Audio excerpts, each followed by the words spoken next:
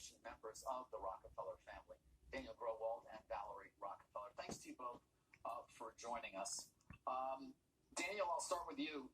Your grandfather was David Rockefeller, of course, Chase Manhattan Bank. Have you started there at JP Morgan Chase? And if so, what are you actually trying to accomplish, and how have you been received? Thanks so much, and thanks so much for having us on this morning. Absolutely. JP Morgan Chase is the starting point, and for one very clear reason, which is that the bank is the largest financier of fossil fuels by far. Now, it's important to make a point that there's a difference between investing in fossil fuels and lending and underwriting to fossil fuels. And both sides of the house, so to speak, are important. In 2019, JP Morgan financed $65 billion to the fossil fuel industry. And what's so critical about that is that the money that goes in today that's lent to fossil fuel companies for the expansion of fossil fuel infrastructure and the ongoing operations of these firms establishes a trajectory which will put us far above the 1.5 degree temperature increase that scientists have told us is critical to maintain in order to have a livable world and a healthy economy going forward into the future. But they're not going to stop lending to fossil fuel companies, are they? Well, that's the thing, is they have to in order to not bring about systemic shocks to our economy. So there's a strange thing happening right now where the business world is still trying to wrap its head around the idea of climate change, that there are true risks to the economy that aren't just about transitioning away from fossil fuels. It's actually, as we've seen this year in California, widespread wildfires, increasing intensity and frequency of hurricanes. And if you think about an issue like global migration, 5 million refugees from Syria and the Middle East in the last several years caused massive political disruption in the European Union and led in many ways to Brexit, people say. So if you extend that, looking at the broader picture of climate change unchecked, what happens when we get 50 or 100 million climate refugees? What will that do to the global economy? So there's a very direct economic connection, which if banks such as JP Morgan don't change their practices, ultimately it's very poor business over the longer term.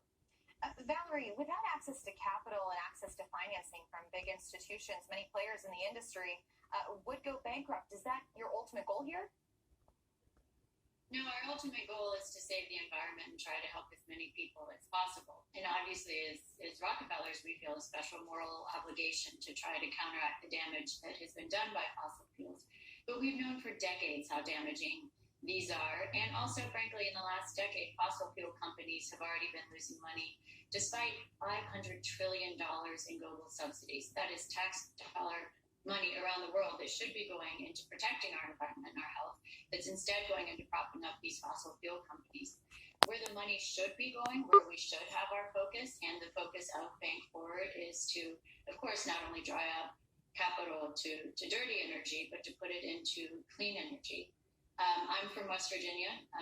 Coal has been declining there. It reached its peak in the 1950s. There were 150,000 coal jobs then. The year I was born, 1971, down to 64,000 jobs. Now there are about 14,000 jobs in coal. The future isn't solar. You create 3 times more, or other renewables. You create more jobs when you go into renewables, and that's what we want our capital to be doing.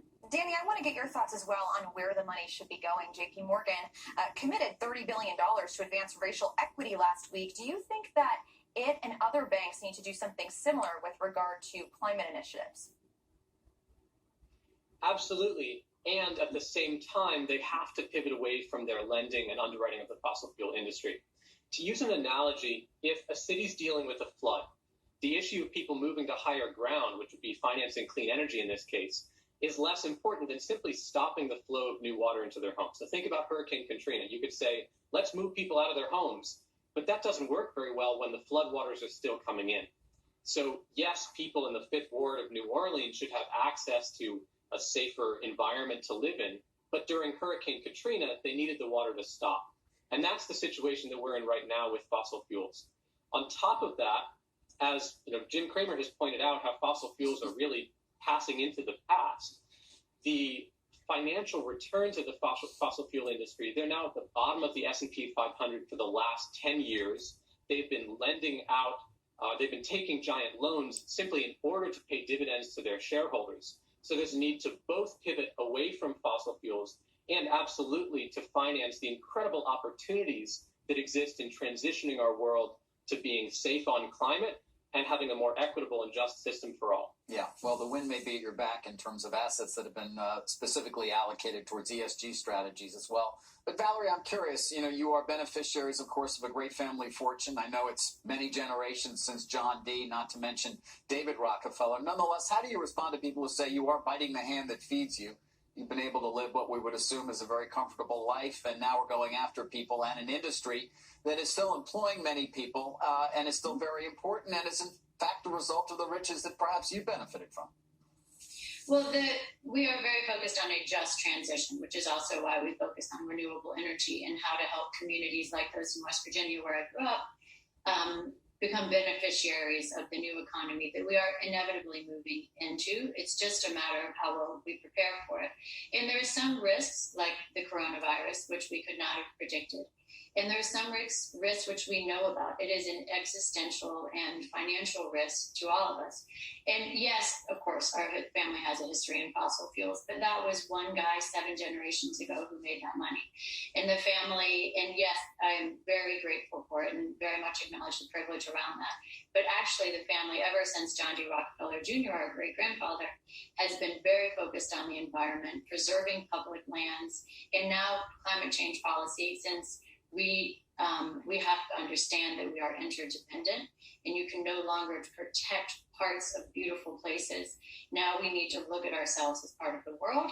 And as John D. Rockefeller Sr. always did, he also always focused on science and the numbers, which is what we're looking at here today too. Right. And we should, of course, note the charitable contributions from your family, Daniel, have been extraordinary for 100 years now. All that being said, is this the right road to go down, pressuring a bank, for example, not to lend, as opposed to perhaps trying to be more proactive on the other side, as you point out, to get more investment to the areas that are needed, to bring down the cost, for example, of these transformational technologies that will bring renewables to us? That's a great question. There's really important nuance in this.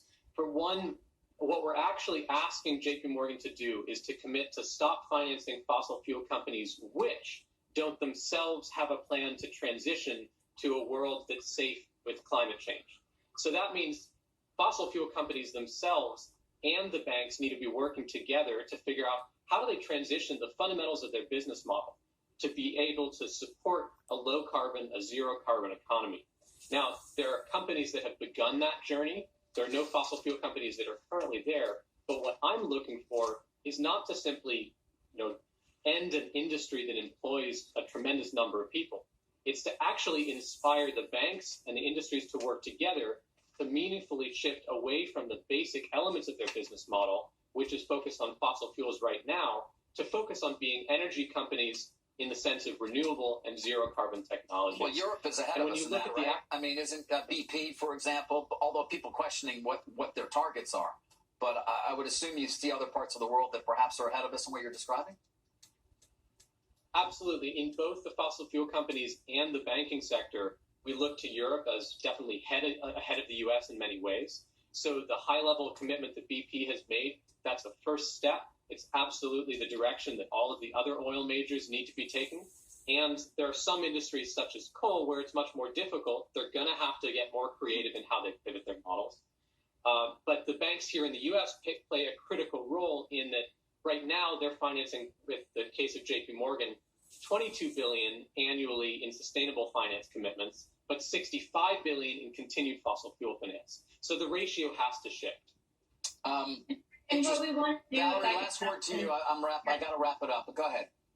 I was going to say, what we're hoping to inspire is a race to the top. And so that means that individuals, the institutions, everyone represented by Bank Forward, we need to be putting our money where our values are and where the future of society is. And also we hope for a race between banks to compete for each other for the trillions of dollars of wealth that are being passed down to generations that care and know about climate change and are frustrated.